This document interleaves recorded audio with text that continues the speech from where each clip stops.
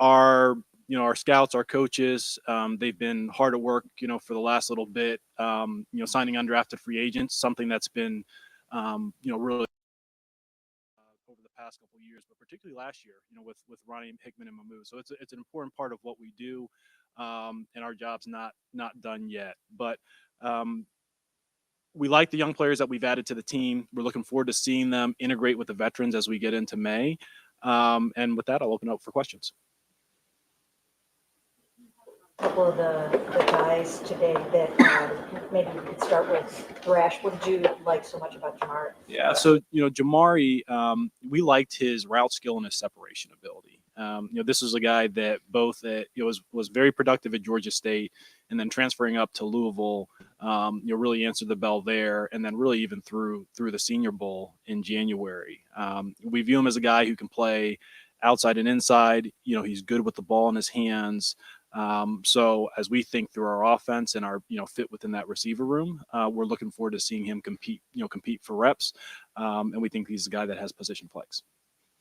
You go in the depth on drafting Watson. What did you like about him? Yeah, so with Nathaniel, so one of the things that we thought a lot about when we lost when we lost Sione in free agency this spring. One of the things that he was able to add when he played both Mike and Sam is a little bit more stoutness in the middle of the defense, particularly at the point of attack. And we think that, Nathaniel, he's got good range. He's incredibly smart and he has good instincts, but he provides maybe a little bit of a diverse profile in that linebacker room because he does have a little bit more strength and power at the point of attack. So we see him as a player that has the potential to maybe develop into that type of role, Mike, Sam, flex, and ultimately be someone who's a candidate to call the defense after he gets his sea legs out from under him.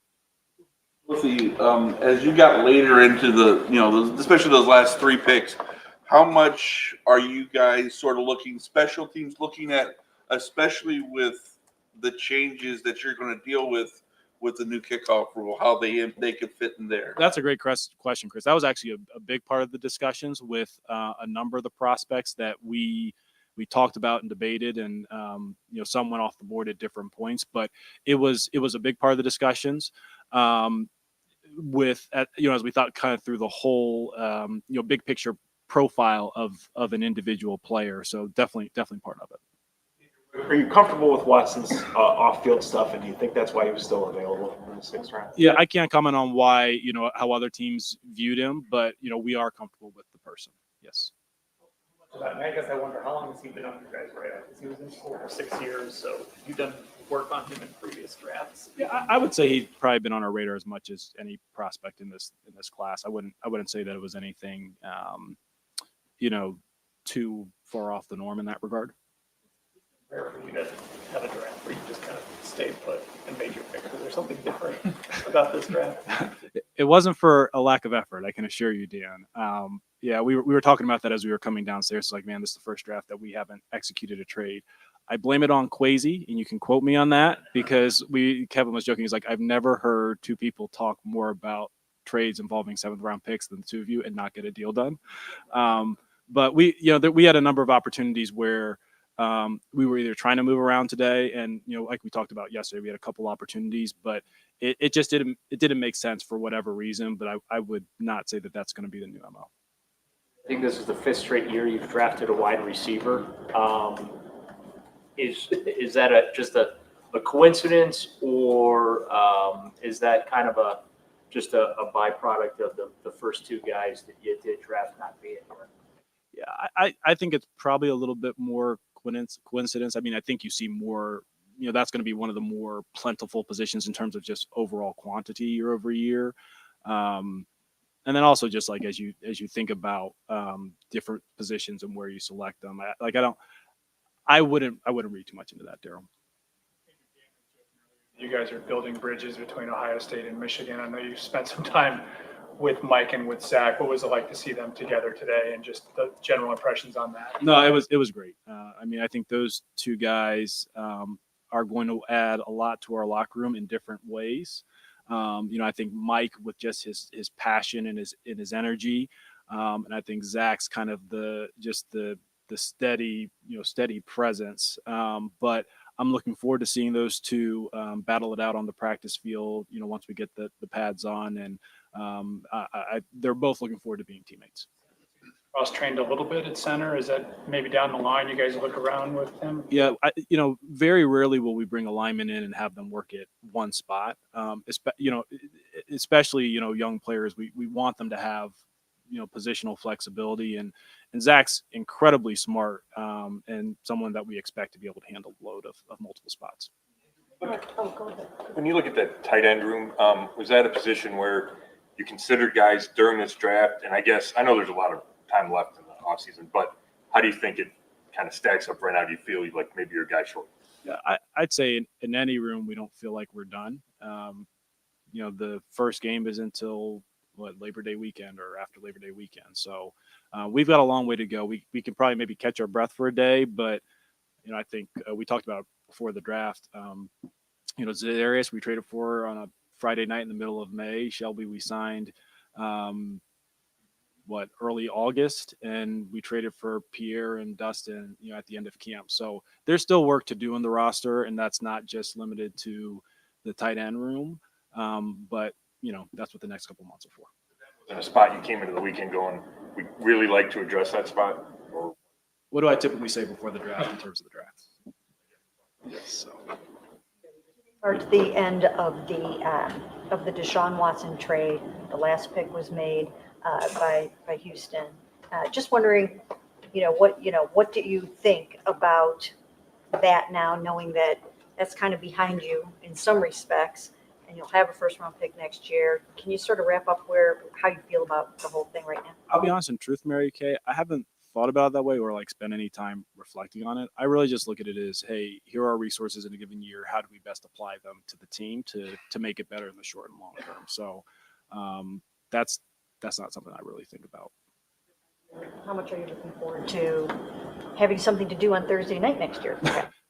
For now. No, look, it'll be great to have kind of our full complement of draft picks back for sure.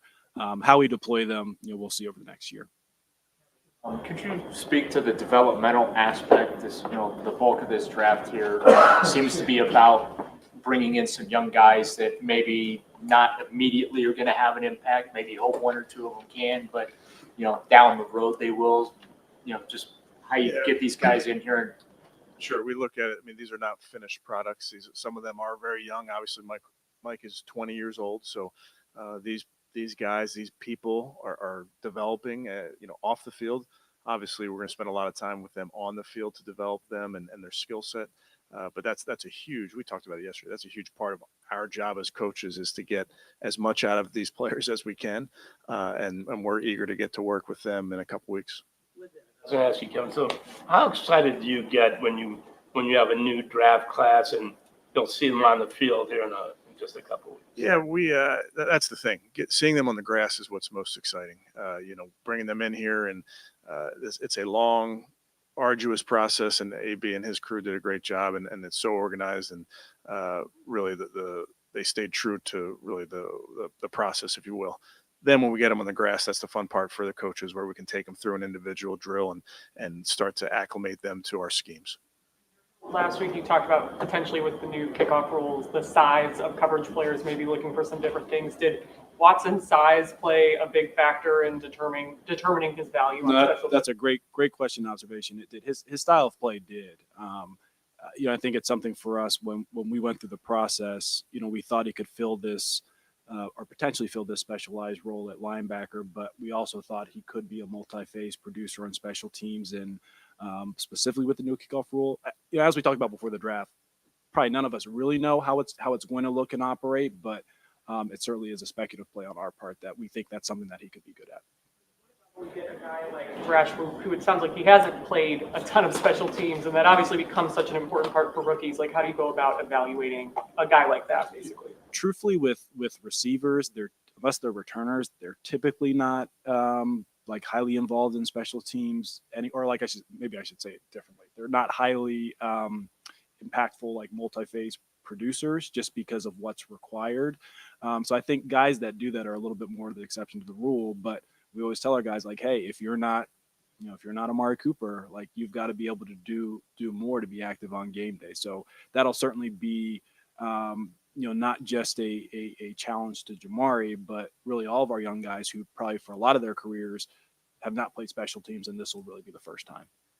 How do you approach? I know you're not going to give names right now, but as you try to approach that UDFA class, what's kind of your method? What are you looking for as you kind of piece that together? So the way we look at it is any player that we add to the roster, they should have some clear strength, even if it's very narrow. Are they someone who is really fast or really strong, or someone who can rush the passer, or someone who's really good in the run game? There should be some type of clear strength for why they are here, because once we get to September and we're putting the team together, as you talk about, call it spots 40 through 53, it really is a puzzle piece. You're trying to complement your starters and your primary players with skill sets that you may lack in certain areas. So when we go in the undrafted free agent process, we're looking for guys with strengths, and maybe and probably by definition those guys are maybe a little bit more limited coming in. But it's like, hey, does this guy have size? Can he run? Or if we have a certain profile at the position, we're looking for the most important trait. So maybe a perfect example would be, Ronnie Hickman last year. We thought this was a guy who was athletic, who could run, and had great ball skills. So we're like, hey, this is a guy who could be a developmental free safety for us. And Ronnie came along even more quickly than we anticipated. But those strengths were something that we felt would complement our room.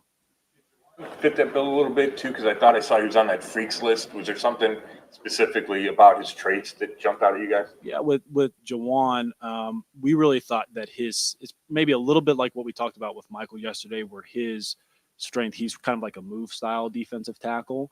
And for us, as we get into the later rounds or we get into the undrafted free agent pool, you'll see us choose or select or sign guys that are more that profile because of what we ask our defensive line to do in this scheme. Into Miles Harden. Yeah, so Miles, small school corner, who we thought actually has a pretty well-rounded skill set. I think he probably has maybe a little bit more, from our perspective, a nickel profile with even maybe some potential to flex at safety. But really smart kid, was productive. Out at South Dakota, good enough tools for the position. And I think, as Nate, corner will always be a premium spot for us. For defense to offense, did it just kind of turn out that way? You didn't go into the draft thinking that you needed to go heavy defense? Yeah, right? it kind of, and I'll be honest, like probably going to the draft, if you would have asked me how it would have shaped out, it probably would have been the other way, just because of, some of the strengths and weaknesses of the draft class. So it's just another reminder to us that you just have to stay flexible and adaptable with what the board throws at you. But we're excited about the young group, the group of young men that we've added. I know how you're going to answer this, but I've asked, have you made a decision on Greg's fifth-year option? Very happy with Greg. Wanted as many man corners as we can have, and we'll let you guys know when at the appropriate time.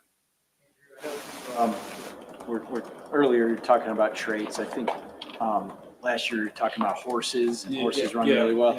Yeah. Is there something off the top of your head, like in this draft class, this guy does X really well and that stands out above the rest? Yeah, that's actually a really great question. I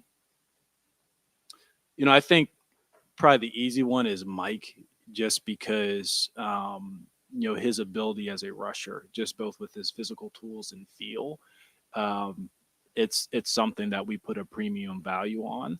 But I really could go down the list. Like Zach, we think is his superpower is he's an excellent pass protector. Jamari, he's an outstanding separator.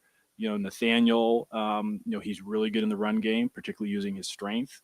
Miles is probably a little bit his instincts and versatility, and then Jawan, it's his movement ability. So that's not to say that all those individuals are isolated to that primary feature, but it's certainly something that made them attractive to us. One thing to Let me go here and then I'll hit you, Daryl. I'm curious if in the fifth round, Was there a little brotherly instinct in play when the Eagles came up and jumped you guys to try to get Jeremiah Trotter Jr.? Oh no, there wasn't. I'd like to say there was a better story to that, but no, there wasn't. There wasn't. It's one thing to rebuild a roster. It's another to kind of get the wheel of talent flowing, so to speak, where you can cultivate your own to compensate for any losses. Do you feel that now you're as deep as you are into this, that you've gotten to that stage in roster building where you feel like that wheel is starting to naturally turn for you, as opposed to you're constantly filling holes and things like that? Yeah, truthfully, I do, Daryl. I certainly hope so. But we feel good about the health and depth of the roster.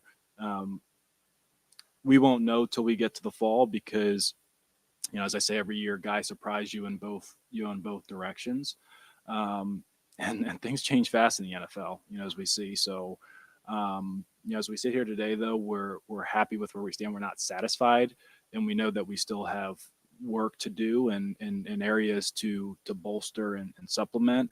But we do feel good about the health as we stand today. Perhaps a quarterback maybe in undrafted or somewhere that you guys could bring in here, because it seems like you might need another arm or a developmental player with what's going on with Deshaun and Dorian. I'd say that's unlikely. Yeah. Draft is perfect. Did you guys accomplish what you guys wanted to accomplish this weekend and maximizing those late round picks? I'd say so. Number one, I mean, I don't know that everyone's going to say they accomplished what they intended to accomplish, but the truth is none of us actually know. All we can say is we tried to make the best decisions, that were at the moments that they were placed in front of us. I think we had some goals in terms of pick management or resource management that we weren't afforded the right opportunity to execute on. But that being said, we're happy with the group of players that we're bringing in. Okay. All right. Everybody go home. Yes.